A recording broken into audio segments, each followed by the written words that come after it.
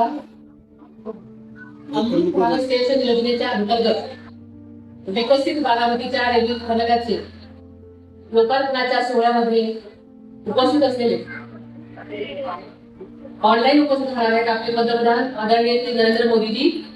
ते 3 नंतर हजर राहणार आहेत.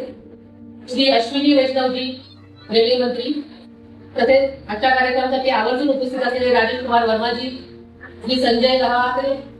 महाराष्ट्रातही रेल्वे प्रकल्पांना वेग आला आहे. अनेक महत्वाच्या मार्गांवरती काम वेगानं सुरू आहे.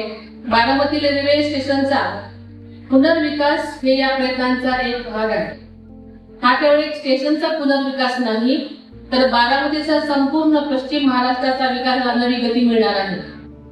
बारामती रेल्वे स्थानकाचा इतिहास आपल्याला माहिती खूप जुना आहे. ज्येष्ठ नागरिकांना सुलभ प्रवेशाची व्यवस्था, दिव्यांगासाठी विशेष रॅम्प, लिफ्ट, एक्सेलरेटर आणि 24 तास सुरक्षिततेसाठी CCTV कॅमेरे इथे उभारण्यात आलेले आहेत. स्वच्छ वेटिंग रूम, आधुनिक प्रसाधनगृह, पर्यावरणपूरक सोलर पॅनेल्स या सगळ्यांचा इथे वापर करण्यात आलेला आहे.